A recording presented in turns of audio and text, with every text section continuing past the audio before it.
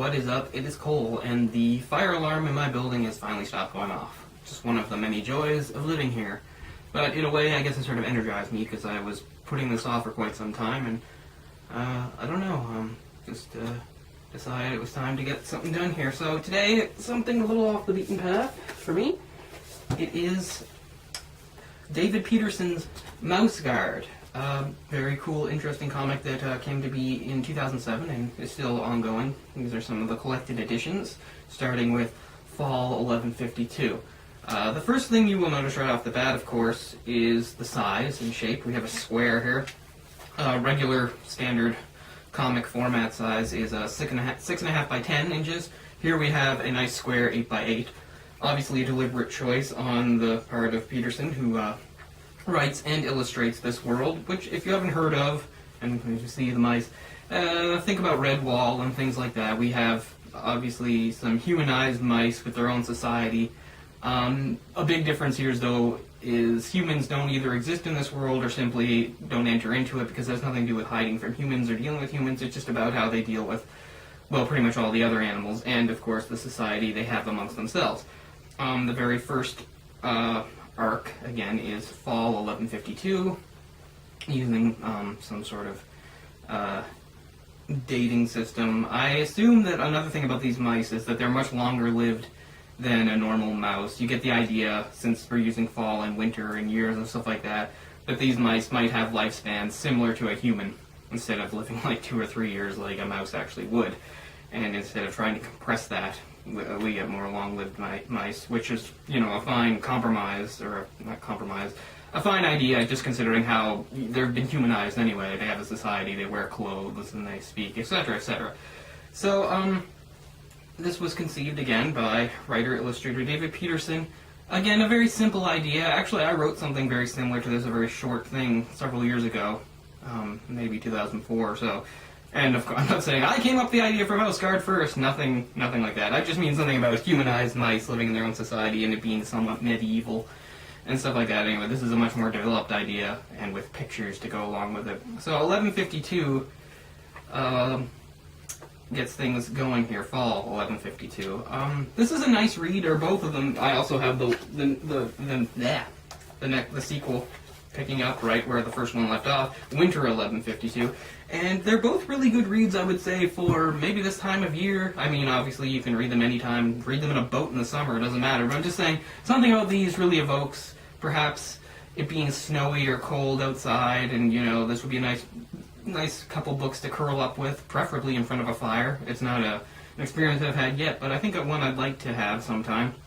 And they just seem to be made for that sort of setting, that sort of reading environment, but whatever, again, read them anytime, anywhere, obviously. So, right away, like a lot of fantasy things, we get a map. Here's a map on just the inside cover, showing us various mouse communities. Off to the side there, we see that several have been struck off. These are mouse civilizations that have fallen, and I think that's due to a war that happened in 1149, which is referenced here, a war that was with some weasels. And we aren't given the details of it, except that the mice did win, but we don't know at what cost or anything like this. Actually, the map here is dated 1150. In the center, again, I don't know how well you can make it out, there's a larger one called Lockhaven, and that is sort of, it's not the capital. The idea of how these societies and how these civilizations work is that they're all independent of each other. Lockhaven is not a capital. It's sort of like a stronghold. It's like a big castle type thing where ordinary citizen mice do not live, and it's where the heads of the guard, again, this is all about the guard, are stationed. And the idea is, in times of crisis, mice from any community are welcome to come in here to take shelter. And again, we have many different little communities running around each other here. And the idea is that they're all independent of each other, and nobody has more influence or power than anybody else, not even Lockhaven. And that sort of comes into this too. There's some of these communities are right by water. There's Lily Grove, Oak Grove, Birchflower, a few others. Anyway, so getting into it, we find out exactly what the guard is. Now they're not soldiers. The idea is that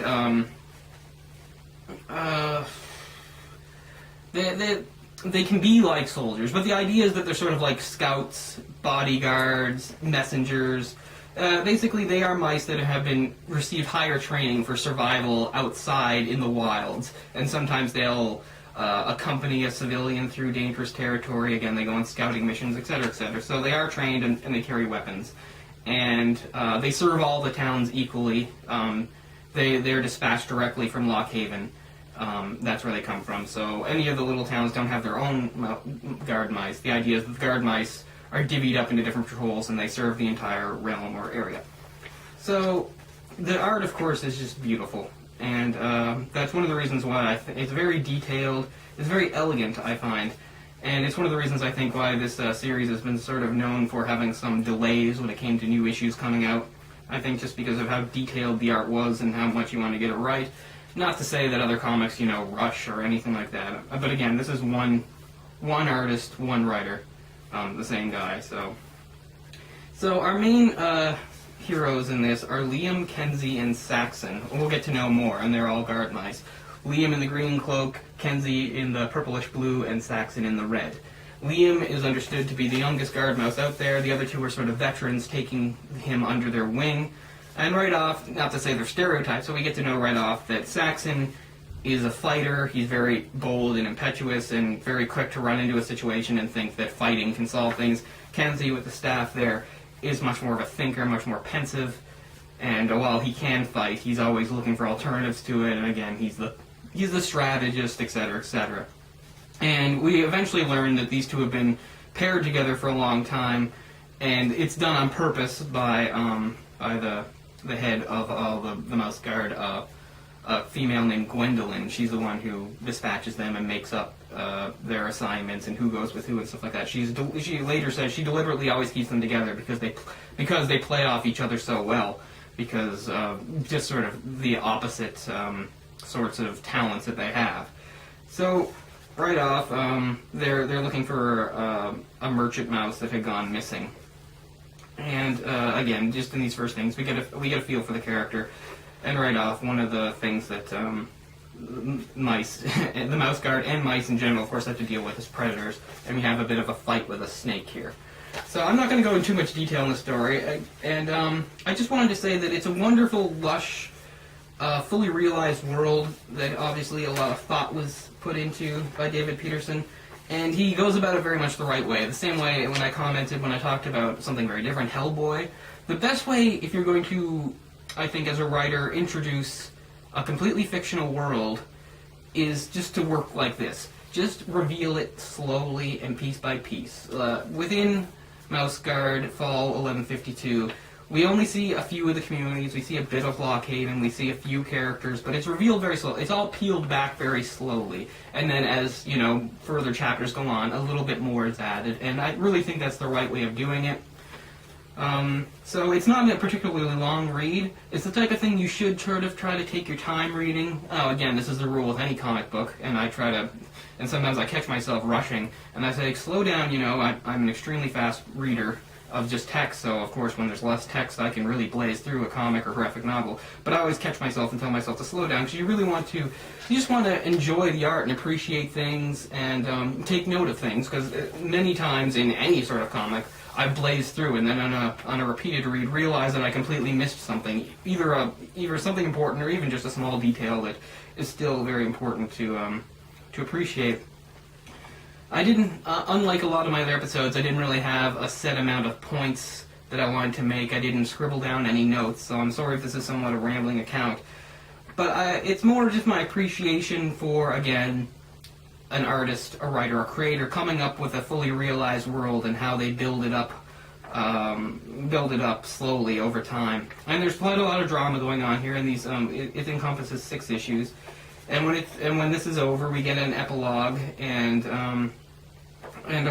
we get the idea that there's going to be a lot more to come. And again, throughout this, there's also references made to the past. And actually, picking up after Winter, we find out that the next miniseries, or the next version, is called The Black Axe, which is actually a prequel set many years before any of this, because there's a character referenced in both of these and shows up here. there's a legendary guard mouse known as the Black Axe, who, again, was a mythic figure, one of the greatest warriors they ever had, etc., and probably a hero of wars and things like that. Again, these things are only briefly touched on here. Winter, of course, peels things back a little more, shows us a little more. Same beautiful, luscious art style. We have an owl there that had one of his eyes shot out by a guard mouse as a great antagonist.